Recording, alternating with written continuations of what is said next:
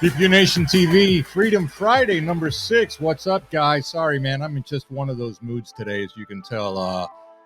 Got a lot of stuff going on. Lots of stuff going on.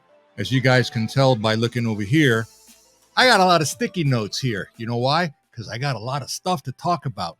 That's basically going to, oh my God, it's going to absolutely blow your mind. Studio audience is in the house, as usual. Right? What's up, guys? Hey, welcome. Man, I'm just like, yeah, I'm feeling it today. I really am. Anyway, welcome. Glad you guys are here. Really quick, some good news. We're above 600 subs, man. Above 600 subs. I am freaking ecstatic. Okay. And as you can see down below, smash that like button, share, and subscribe. For those of you that listen and have not subscribed yet, man, it's like buying me a cup of coffee, which, you know, there are links in the description for that below. I'm on a mission, man. I am committed to getting over 1,000 subs, getting my watch hours, you know, up again also as well, because I got to meet 4,000 watch hours. We're trending towards it. We're not there yet, but I'm counting on you guys' support so I can continue to bring you truth on Freedom Fridays, amongst other things, okay? Cool. So with that said, let's go ahead and jump right off into this, okay? So let me turn this thing off because you guys already know, right? That's the way it goes. There we go. All right.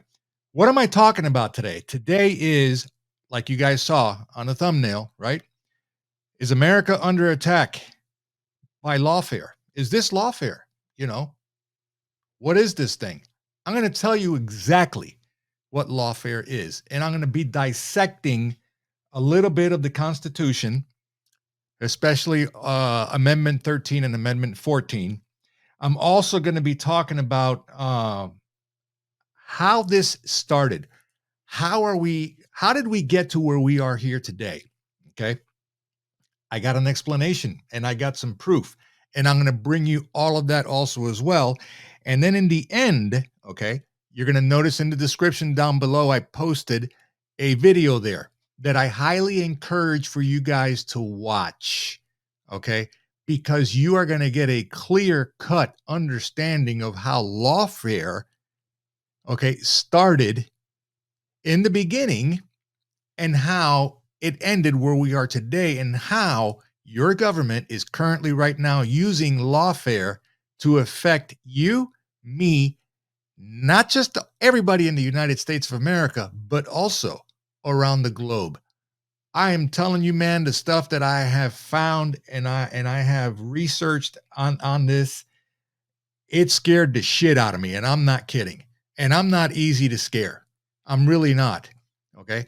You guys know my background. Those of you that have watched, right? You know, Cuban immigrant, naturalized citizen. Yeah. Veteran, lived under communism, man. I'm telling you, I think I connected that final piece to this puzzle. Okay. And I got this thing like freaking nailed, and I'm really fucking scared. I'm not kidding. All right. Where do I start with this? My dad was a student, if you will, a very passionate student of America, everything, especially its history and also the Constitution, especially that. And I learned a lot from that dude, a lot. Our relationship was shitty, okay? But be that as it may, he did have his moments, you know, and those are the ones that I choose to remember. The rest, you know, flushed it because whatever, it is what it is. But anyway, I'm going to take you from current event and an experience that I had just recently. Then I'm going to dive back over to the beginning and bring you some history. And then I'm going to jump forward and go into the future. Here's what I want you. I'm going to be throwing little, you know, Easter eggs at you, little golden nuggets, little, oh my God, he actually said that. You know, I got to check that out, hopefully without it being too creepy, right? But it's going to get creepy, trust me. Anyway, I go to the store with the wife the other day. Okay. She is currently out of town. She went on a business trip and stuff like that. And The only reason why I'm going to bring this up is because you guys may not know this, but I do have a day job. And my day job is I work in education, you know, K-12 schools. And I'm just going to leave it at that. All right. Just know that I'm involved in education. So I'm witness to what's going on with the apparatus, the system, the machine, the process. Okay. Every day I'm exposed to it. And man, this was just like, oh, there's another yarn going to another pin on the pin cushion, you know, with the photographs, you know, piecemealing this thing together. Holy shit. Here we go. So I go to this retail store, right? Because the wife needed to pick up, you know, some shoes and stuff like that to go on her trip and whatnot. And I'm like, yeah, okay, well, you know, so I'm like, sure, yeah, let's go hang out, you know, and then we went and got some dinner. Anyway, so she finds what she needs and we're getting ready to check out. And, you know, we get called, hey, come over to register 13. Okay, hey, so we push, we get there, and there's this young person behind the counter. And she's, you know, checking, you know, ringing stuff up and things like that. And this poor gal, I felt so bad for her. And at the same time, I was dying on the inside. I was laughing my ass off, right? Because I could not believe this, because this is not the first time that I see this or I experience this kind of situation when it comes to money, cash. Think of first Easter egg, cash. All right. Not a lot of people use cash today. Not a lot.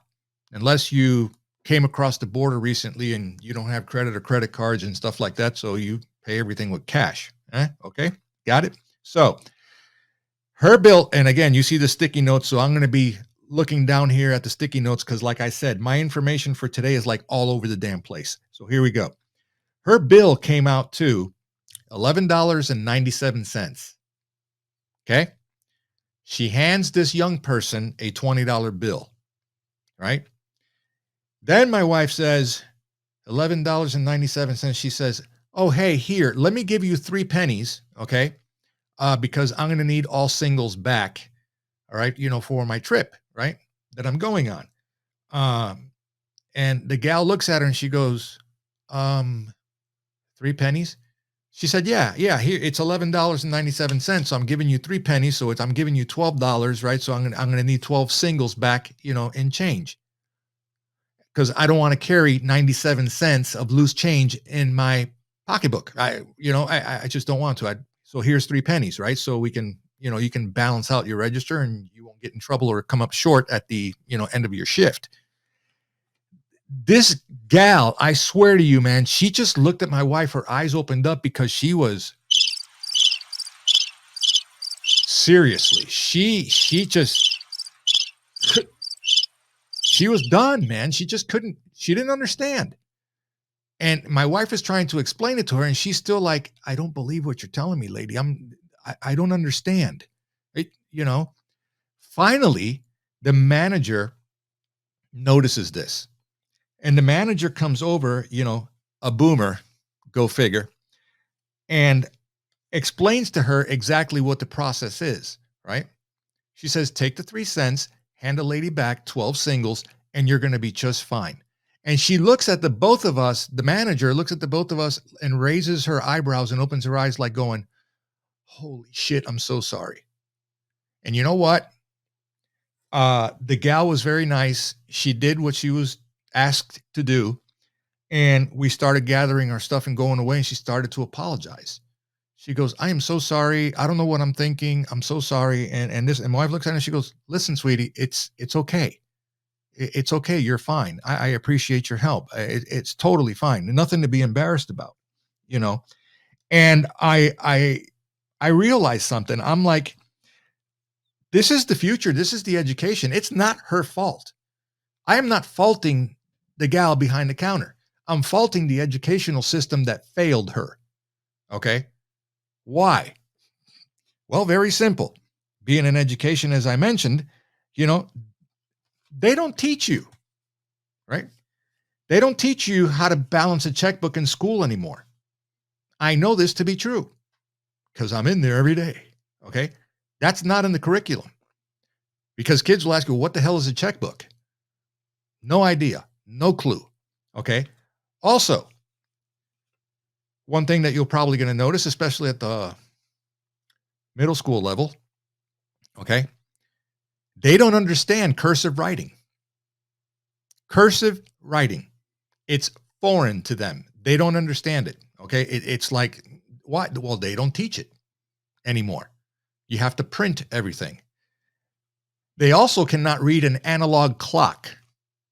You know, it has to be a digital clock. They cannot tell time from an analog clock. Nobody is teaching them this. And sadly, even more than that, no one's teaching them this at home because the parents are probably not around. They're too busy with work and life and other things going on, and they don't pay attention to these little items. Well, it doesn't matter, right? Who wears an analog clock? I mean, you can't see it, but I do. Well, my Apple Watch, okay, it is set to analog. It's not digital. I'm just used to it. Sorry. All right. So I said, the wheels started turning, and I'm like, I got to talk about this because this is a prime example of where we have come, okay, when it comes to education and the system, okay? Tom McDonald, okay? Welcome to the world, baby girl. Choose, red or blue, whatever team you want to be on. And I'm not getting it right, but you know what I'm saying, because you guys out there that have heard the system know this already, okay? It doesn't matter what side you pick, you're going to lose, okay? We're going to feed you into the education system. We're going to brainwash your ass, okay? And you're going to be part of, the zombies, for that matter. It's one of the reasons, you remember the movie The Matrix? It's one of the reasons why my favorite character in the movie The Matrix, you guys are not going to believe this, was actually Morpheus. The guy that offered the blue pill or the red pill. Why? Because he had already seen the other side, where everybody else was oblivious to just the system. What was not real, the indoctrination, all right? That's what they were exposed to. But Morpheus had seen both sides, right? So he tells Keanu Reeves, pick red or blue. Red is going to show you reality of what it really is, and blue is, you're going to stay stupid, okay? You guys get this. And that started the process of me going, man, my dad, he started talking to me about how America was the greatest country on the planet with all of the faults that we have and all of our horrible history. Okay. But compared to the rest of the world, as bad and as fucked up as we are the greatest country on the planet still. And there's a reason why people are pouring across our borders, which that's another story, but you get the idea, because they're fleeing shit, because that's all there is. You got kids right now in schools over in the UK. I just read this, all right, where there's not enough food to go around.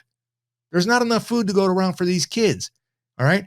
And they're feeding them sandwiches with no filler because there's none to be had. They're stealing snacks and they're taking the snacks home. Why? No food at home, right? Because inflation is running rampant. Supply shortages are going crazy and the people are pissed.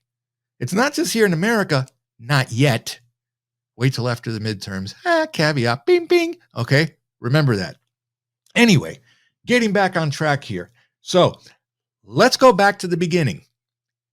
And here we go, and I want to share this, but definitely check the link to the video that I put down below, because towards the end of this video, you're going to have to watch that.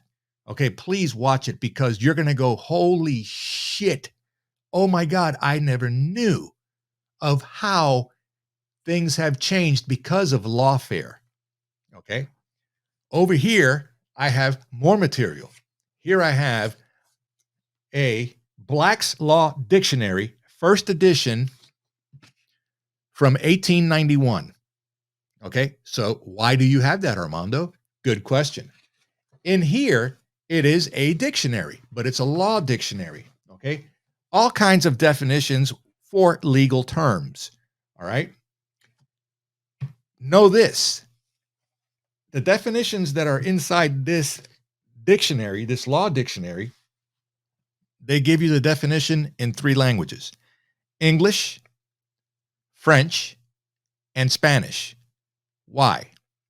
This first edition came out in 1891. If you go back to that era, especially during the founding of our country, okay, a lot of the people that immigrated here were from the three biggest kingdoms known throughout history, which was England, France, and Spain. Everybody knows that. Those are your three biggest common languages spoken, okay? Common languages. There are a ton of other ones, but those are the three most common ones, followed very closely behind by German, okay? That's just the way it was. Those were the kingdoms. Those were the three most powerful kingdoms way back when. They ruled everything. They controlled everything. Commerce, trade, you name it, slavery, that too, okay? Now, why is that important? Because this law dictionary that I just showed you has several editions that have been put into print.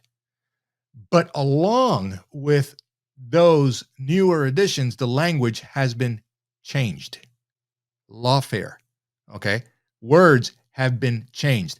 Simple words like and or are, A-R-E, okay, makes a huge difference when you are defining law. Okay, I'll give you an example, and we're going to do this right now. All right, so you can start piecemealing this thing together. So I did a comparison because you know me, I got to fact checked my own way for truth to bring it to you. And I said, you know what? And it came into my head, and I said, I'm going to go ahead and look up common law, the term common law. Okay, so common law, I'm going to show you in the dictionary right here. Common law starts, you can't see it on camera too much, so I apologize for that. But basically, common law, it starts right here where my finger is sliding, and there are 6 definitions to the term common law. 6, okay, that basically apply from early England and moving along the times, you know, because they adopted, right, the English law from Parliament and the Commonwealth. They adopted that and they brought it to America, okay? And they gave you bits and pieces of the term common law and how it applies or how it would apply during the revolutionary times, you know, when the Constitution was already done and stuff like that. And they just kept it pure and they kept it real, okay? Factual. So I went ahead and squared off a portion here, which is number 5. And number 6, okay? Why? Because this is what's applicable to the United States, right? Or, you know, America at the time. Check this out. So the definition for common law as it applies in the old version, and then I'm going to give you a Google search that I did right here. Look at how short that is, right? On common law. And you're going to notice the difference in the changing of the words. Remember that. Another Easter egg. Number 5, as concerns its force and authority in the United States, the phrase designates that portion of the common law of England, including such acts of Parliament as were applicable, which had been adopted and was in force here at the time of the Revolution. This, so far as it has not since been expressly abrogated. You'll excuse my English. They use some wording that is Old English, and me being Cuban, I have a hard time with it, so I apologize. Is recognized as an organic part, of the jurisprudence of most of the United States. 6, in a wider sense than any of the foregoing, the common law may designate all that part of the positive law, juristic theory, and ancient custom of any state or nation, which is of general and universal application, thus making of special or local rules or customs. I'm not a lawyer, but if any of you people that are law students out there, you understood what I just read, right? Okay, cool. Check this out. Let me put this down over here. Here's Google's definition of the term common law, all right? They start out by, is common law used in the United States? Here we go. The American system is common law system, which relies heavily on court precedent or informal educations. In our common law system, even when a statute is at issue, judicial determinations in earlier court cases are extremely critical to the court's resolution of the matter before it. What's that mean? Basically, in order for you to get to the Supreme Court, as an example, the lower courts, all the way down to the local level, okay, they have to read your case. They have to look at all the information, all the facts, all the evidence. They have to look at all that stuff. And then they have to rule on that. Okay. And if they don't come to some sort of an agreement, right, then it escalates up to the next court and then up to the next one, up to the next one, and up to the next one. Guess what? In this process, the wording changes. Everything changes. So by the time it gets up to the top of the food chain in the legal system, you're like, okay, am I screwed or am I good? I don't know. Lawfare, right? That's why a lot of these highly politicized cases get tossed to begin with. They never make it all the way to the top because of lawfare. The wording. Again, refer to the video that I left in the description down below. The link is there. Okay. You have to watch that so I will make sense and you'll be able to put the pieces together. Let's start with that. So basically what happened, 1891, remember that. So my other transcripts that are here, okay, this is where my dad came in, right? Because he always told me, and don't take this the wrong way. Please don't, because I didn't, because I understood it. All right. Understand, we fled communism, the real hardcore shit.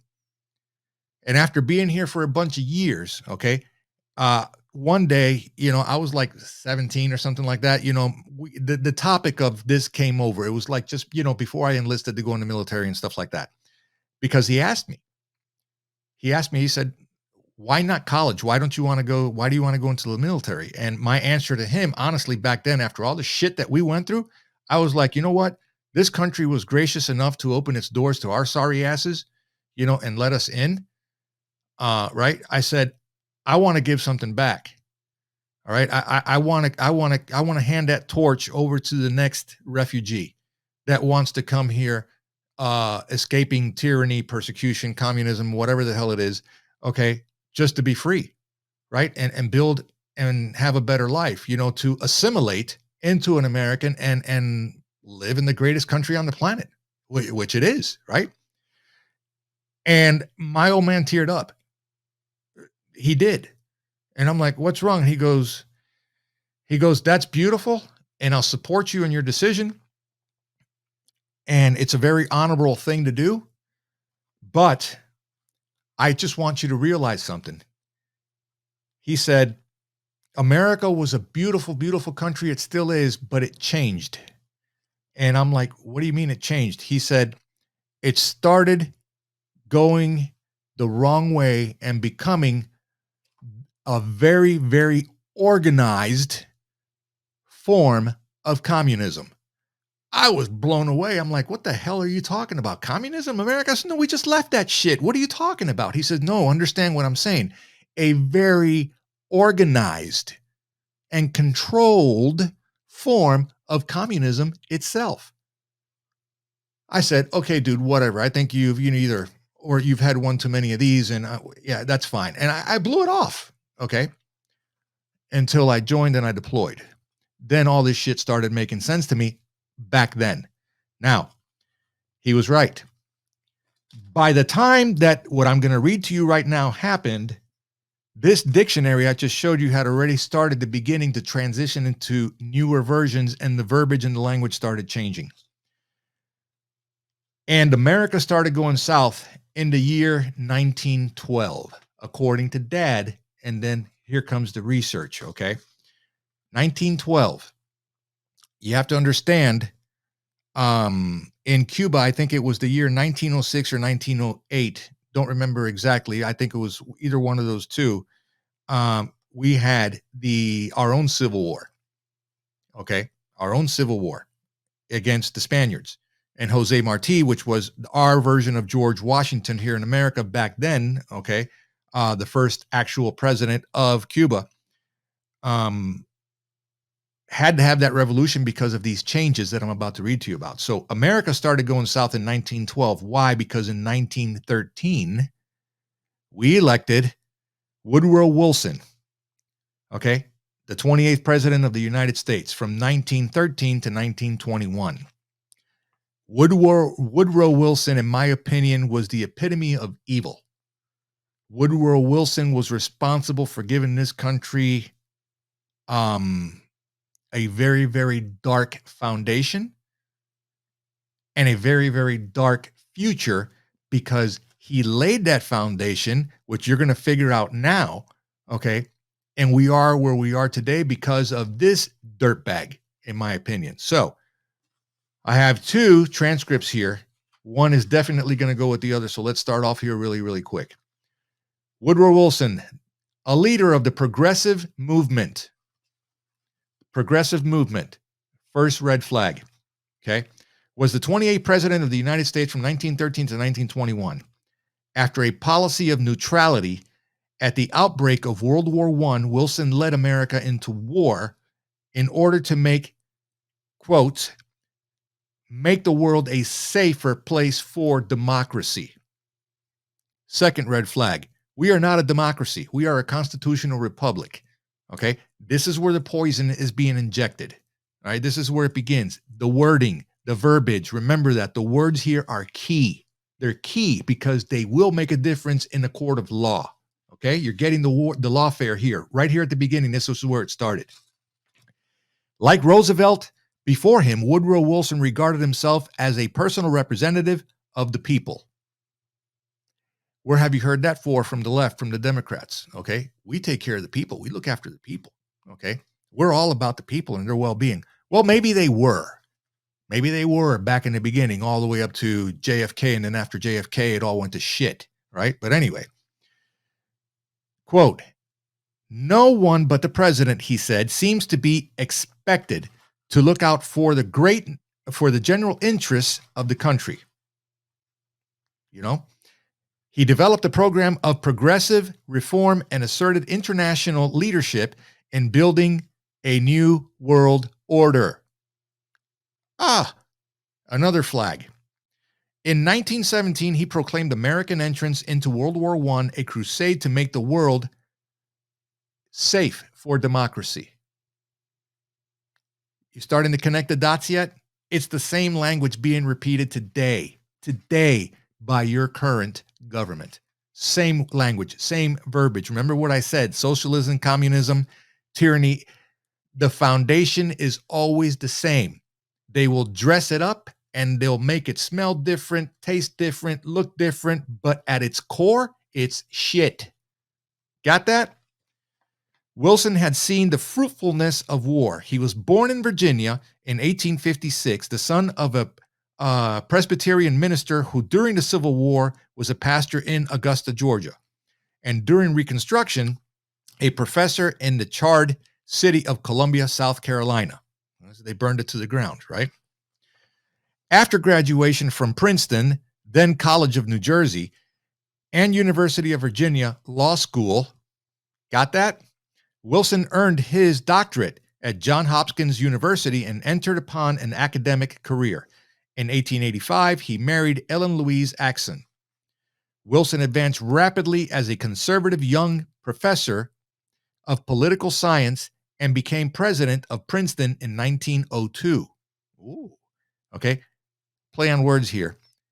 Wilson advanced rapidly as a conservative young professor.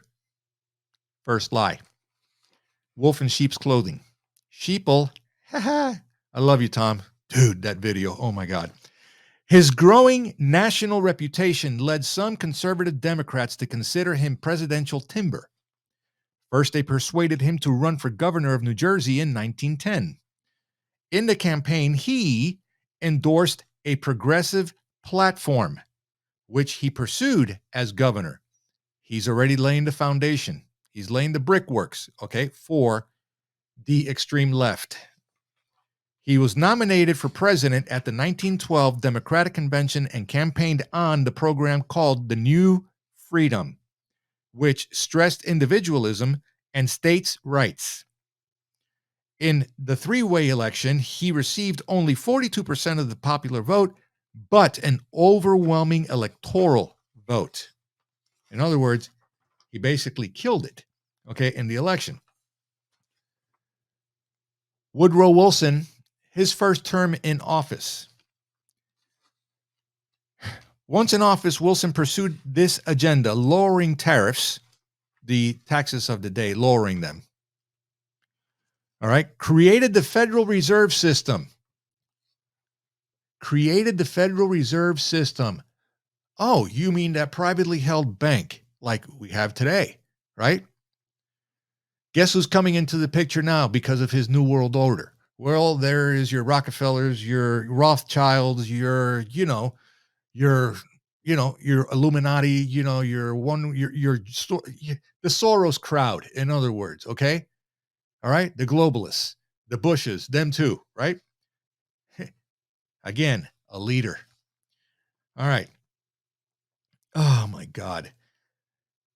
So creating the Federal Reserve System, championing antitrust legislation, improving protections for workers, and establishing the Federal Trade Commission, FTC, to crack down on monopolistic business practices.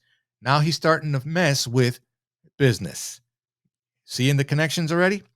These policies reflected Wilson's faith in the progressive movement, which sought to harness the power of federal government to regulate the economy, expose corruption, and improve society by ameliorating the negative effects of industrialization. In other words, fixing the negative effects of industrialization. Go back to Nancy Pelosi here real quick with the FTC. Insider trading? I don't know. Well, oh, wait, she's part of the same team. The rules don't apply to them. Anyway, continuing. Still from the film, get this, still from the film Birth of a Nation, quoting Wilson as saying the white men were roused by a mere instinct of self-preservation until at last there had sprung into existence a great Ku Klux Klan, a veritable empire of the South, to protect the Southern country. Okay? Still from the film Birth of a Nation, quoting Wilson as saying the white men were roused by mere instinct of self-preservation until at last there had sprung into existence a great Ku Klux Klan, and just the ball started rolling in a very, very negative direction. All right.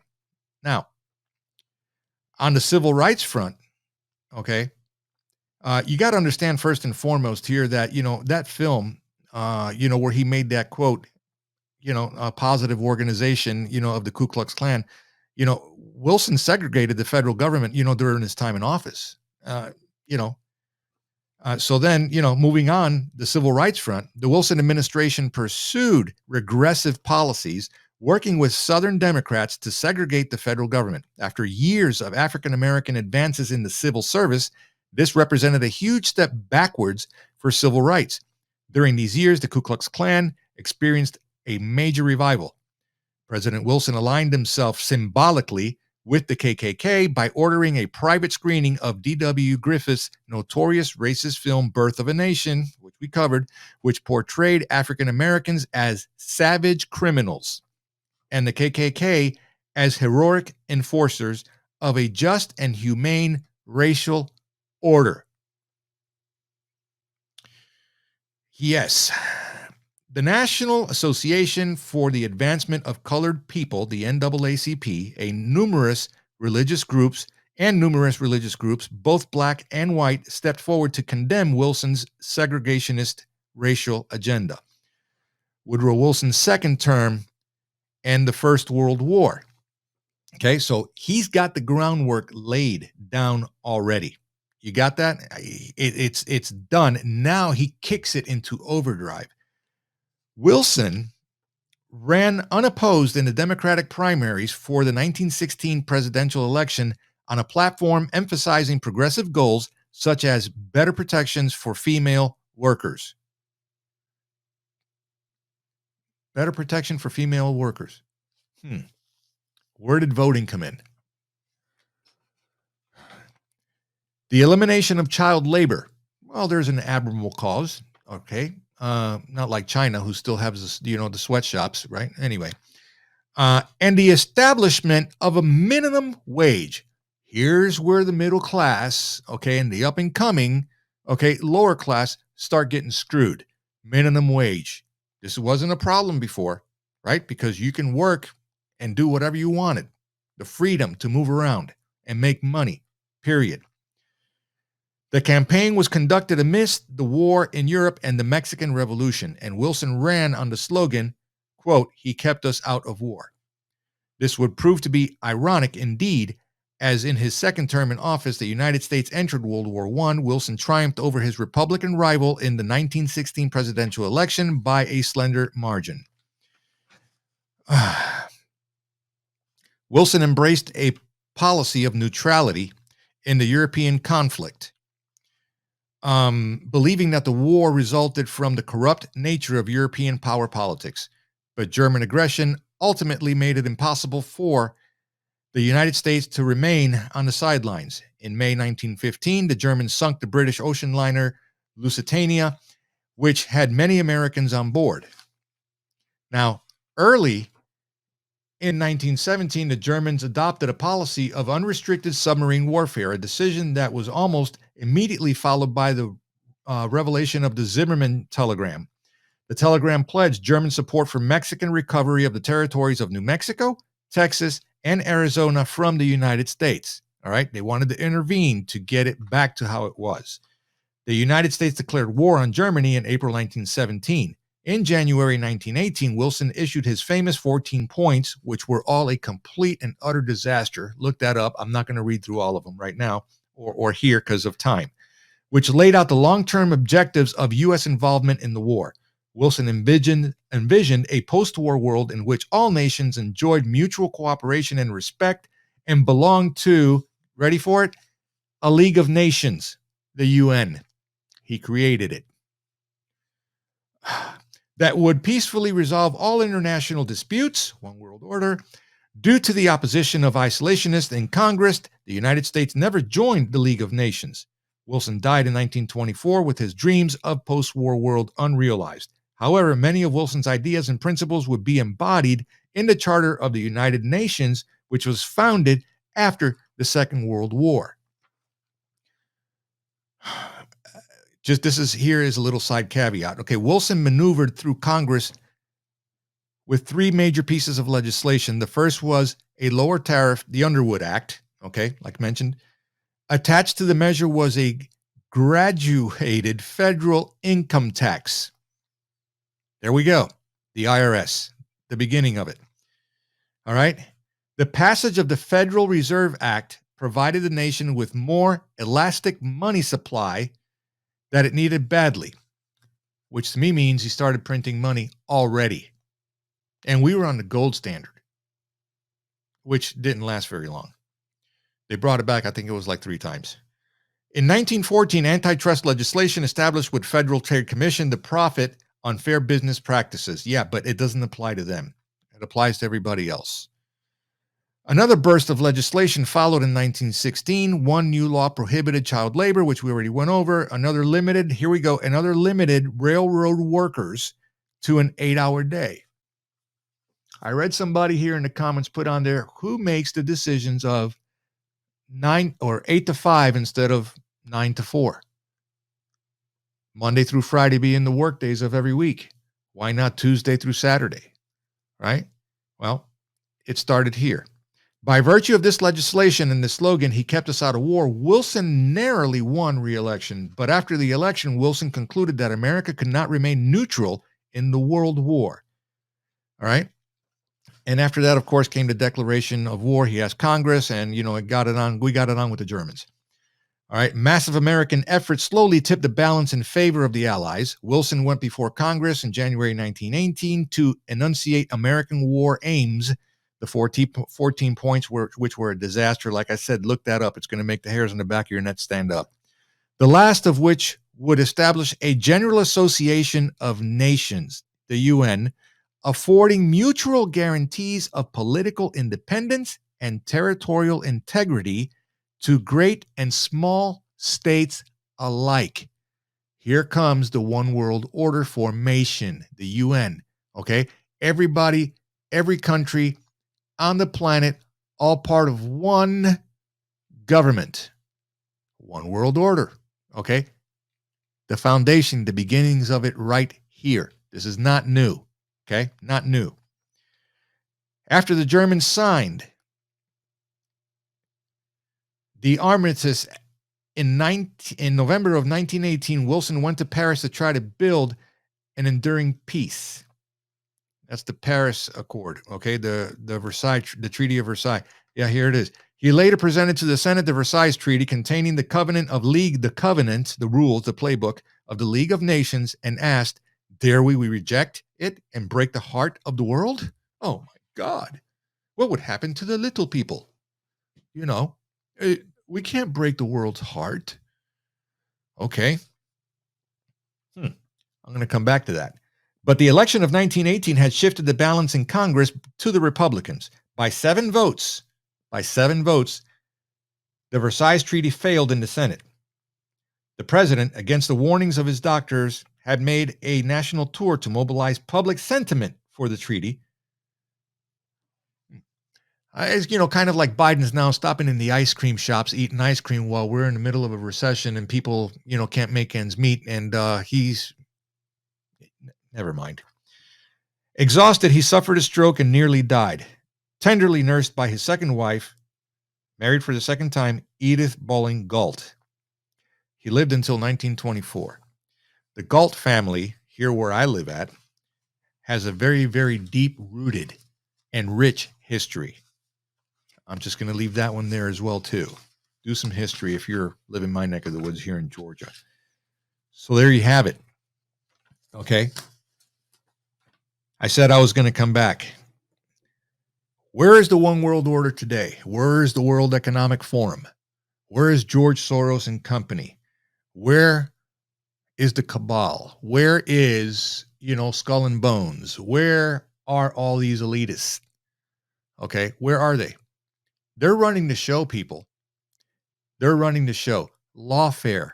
Okay, lawfare is the deal. That is the weapon of choice of your elected officials in your government. Okay, this is, and I'm going to make a contrast here for those of you that do not listen to Tom McDonald. You need to.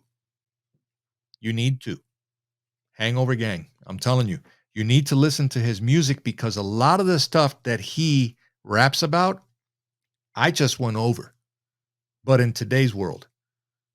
And he dissected this. This guy amazes me. He really does. And he's not a fond reader of books. And, this is from him because I saw a live that he did not too long ago. It was like well over an hour. He just laid it out. He laid it out. It was like true him. He was doing a Q&A, with his audience and stuff like that. I watched the whole thing. I watched it too late because I couldn't participate in the live. But that also gave me some inspiration to talk to you guys today about this, and as I go through my little pasty notes here, I just want to make sure that I didn't miss anything. Unbelievable. Yep. The demise of America. Now, I'm going to get down to the end of this and we're going to wrap this up. And this is where I'm going to plug the video down in the description below that you need to read about. Do you understand that today, okay, in this world, there have been legal arguments, and this is talking a little bit about what you're going to see in the video, okay, that basically determine, citizenship. I was not born here, okay? I am a naturalized citizen. You guys do know that there is a contradiction in the 13th and the 14th Amendment of the Constitution which I have here, and everybody should have one of these, okay? The 13th and the 14th Amendment. In the Constitution, they contradict each other when it comes to citizenship. The video will tell you a lot about that. Basically, in a nutshell, not to let the cat out of the bag completely, you guys know that Washington, D.C. is not a state, right? It is not a state. And in a nutshell, the United States is actually a corporation. And I didn't bring my, my Hershey's tinfoil hat, thing. I don't have one because I don't delve in that area, although it's going to sound like it. Okay. The United States is a corporation. The United States was leased 3 times. And it was leased by whom? The Rothschilds, the DuPonts, the elitists. Okay. The guys that have, more money than God.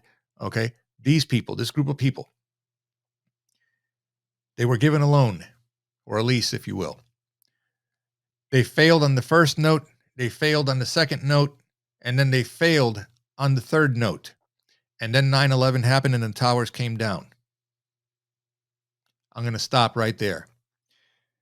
Recently, you noticed either or around January 6th, which is a thing, so-called whatever, not going to go down there either. They put fencing around the Capitol building. And then they started digging up the DUMBs. The DUMBs are the deep underground military bunkers. Okay? The tunnels, which extend throughout this entire nation. Not going to say, but yes. Okay? Throughout this entire nation. There are rumors, okay? Child trafficking, all kinds of, nasty shit going on in those tunnels. Well, they dug those things up. You guys remember when they started rebuilding the Capitol and they had the scaffolding all around the Capitol and stuff like that, right? And then the fencing around it.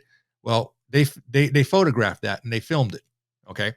What they didn't show you was the back of it. Okay, why? Because it was dug up. They were digging out the tunnels. And that was under 45, by the way. All right? And they started leaking information out to that because they didn't want you to see that. They did not want anybody. They kept that hush-hush and it got leaked. And I was all over it. All over it. I got videos on another platform that will go over that. Okay? Anyway, not to get too deep down that rabbit hole, technically, all this stuff is out there for you guys to find. Just know this. DC is not a state. Everybody knows that. So if you are born in a hospital in Washington, D.C., what are you a citizen of? Well, Armando, you're a citizen of the United States of America. Okay, but what state were you born in? Virginia. Okay. So then are you a citizen of the state of Virginia or are you a citizen of the federal government? You are a citizen of the federal government, right? Okay. So what if I was born outside of DC in some other city of Virginia? You are now a citizen of the state, but your ass still belongs to the government you're owned. Okay. Understand so far? So basically, you have citizenship, federal or state. Which one? Right? You were naturally born here, so what are you a citizen of? A state or the federal government of the corporation? Okay? So now, basically, you are a franchise of the corporation because you were born in the state. So now you are a citizen of the state, but since you're a franchise, you still have to pay taxes to the government. Oh, by the way, you don't have rights. You have privileges. Privileges can be taken away, just like the Second Amendment. I left a good part of the Second Amendment towards the end. Okay. The problem is lawfare comes into play again. Okay. They can take this shit away. If you're a naturalized citizen, okay, like myself, well, I wasn't born here. So what am I a citizen of? I have the same. I am owned by the federal government. Okay. But I reside in the state of Georgia. So I am also a citizen of Georgia. I'm another franchise. Okay. Because they defined using law, they defined right here. Okay. They defined it in Article or Amendment 13, sorry, as the United States. This makes your head freaking bobble. It literally does. Okay. Here, I'll read it for you. And you can go back. You'll see this in the video anyway. It says, neither slavery nor involuntary servitude, except as a punishment for crime whereof the parties shall have the duty convicted, shall exist within the United States or any place subject to their jurisdiction. There's that word again. Okay, what this is telling me is that this is singular. In other words, a singular form of government. They're phrasing it here as being plural. So what is it? And there's been rulings on this stuff, and you'll see that, so I'm not going to let the cat out of the bag. All right? The 14th, here's the contradiction. All persons born or naturalized in the United States and subject to the jurisdiction thereof are citizens of the United States and of the state wherein they reside. And, not are. Okay? No state shall make or enforce any law which shall abridge these privileges. My friends, I'm going to tell you right now, they're not coming for your guns, man. They're not. Okay? They are going to beat our asses with lawfare. Okay? They're literally going to kick our asses with lawfare. They're going to do it in the courtroom. And if you are not prepared or are not educated and you find yourself going to court for whatever the hell it is, you need to get you one of these, okay? And you need to study it and you need to read it and you need to get very familiar with it because this will be your lifeline to survive lawfare, okay?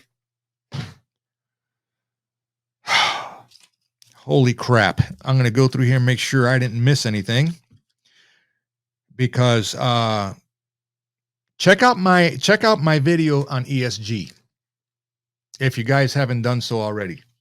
ESG is a perfect prime example of lawfare. Okay?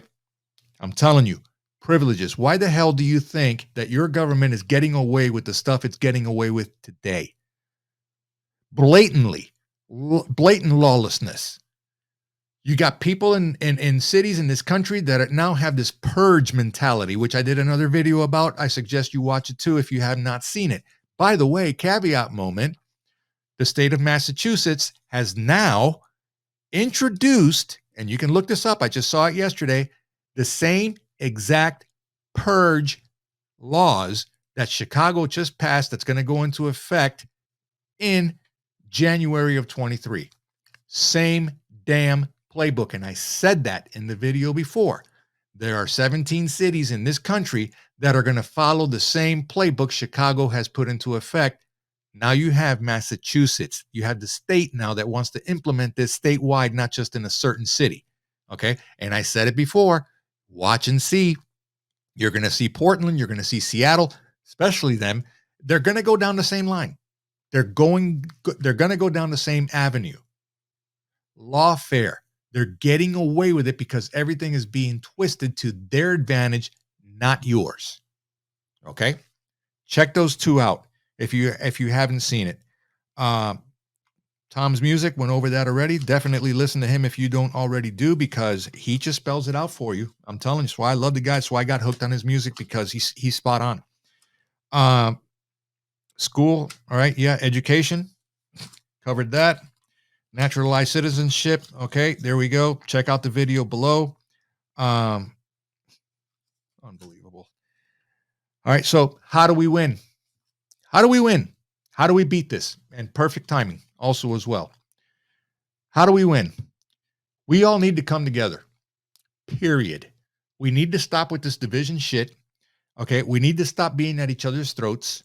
Uh, we just need, we need to embrace God, whoever your God may be.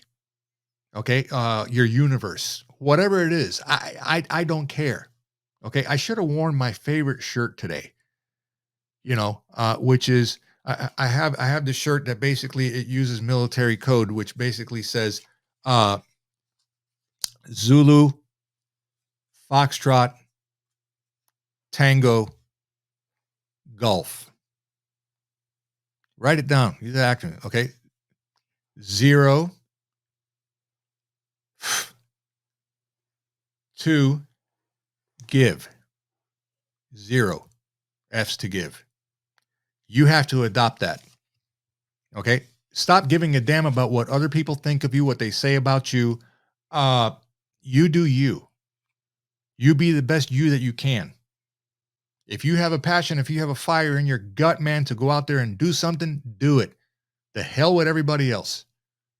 You take care of you, but we all need to come together, okay, with truth, real truth also as well, and you find it like I did by sourcing original material. The Library of Congress. This was buried deep in the Library of Congress. I came across it and I said, you know what? Dad reminded me of it. Again, perfect form of communism. Then it changed and I dug it up and holy shit, there it is. And I was able to put this together and bring it to you guys. There's a reason why long ago, the Nazis, the communist Cubans, every form of socialism, every faction of communism, they all did the same thing. What was that? They burned the books. There's videos out there on that. The Nazis were very famous for it. They burned the truth. And then they rewrote the truth, the propaganda, and then they fed it to the people. Okay. And then eventually the tentacles of that evil, octopus, nothing against octopus. I think they're cool, but you know what I'm saying as a metaphor. Okay. They injected the rewritten history into the school system. There comes the indoctrination process. And if you've never lived it or experienced it, I can tell it a mile away, like I did in the reaction video with Jeff, the system. 2 seconds into the video, I said, stop. You guys have seen it. If not, go check it out. Stop. I said, I know what that is, right? With the little blocks, and then the system, and then the dolls, being crushed by the rocking chair. Hello. Yeah. Lived it. Okay. They burned the books. Material like this, again, I can't express this enough. You need to find original source material in print, not digital format, in print. Okay. If you want to learn the truth and you want to find out what's really going on with you and the world. If you got value out of this, please smash that like button, share, and subscribe to the channel. We're on, like I said, I am mauling my way, trying to get to 1,000 subscribers and above, and especially watch time. I need 4,000 hours of watch time. We need some heavy duty improvement in that area. Please share with as many people as you know, especially the ones that, enjoy this type of content. I thank you guys for being here today. And I'm just a little speechless right now with everything that's going on because of what I have found. I hope this is informative to you. I hope you really enjoyed this. Please leave me comments down below in the description. Tell me about what you thought about this video and the information I brought to you today. I want to hear your comments, and I'm good about responding back. I really am. I stay on top of that because you guys are important to me. You guys are amazing, and I appreciate all the support I've gotten so far. There's buy me a coffee down in the links. I promise, I've said this before. 2 other things. Patreon will be coming online pretty soon. Guess what? I have my own Discord server that I'm currently putting together right now for my Pew Pew Nation TV militia. Okay, so we have a place to hang out, a place to chat, a place to, share stuff and things like that. And I will be available. And there's other things that are going to be coming down the line as far as, badges and things like that, and VIP stuff, and you know, and merch, you know, so like this nifty hat that I got here. But in order for me to bring this to light and to flourish to provide it to you guys, okay, I need to hit that milestone of 1,000 plus subs and 4,000 hours of watch time so I can monetize the hell out of this baby. And then we're really going to have some fun. Hope you guys stay safe. Keep your powder dry. Keep your head on a swivel. And remember, the truth only lies with you. You have to find it. Okay. We will catch you on the next one.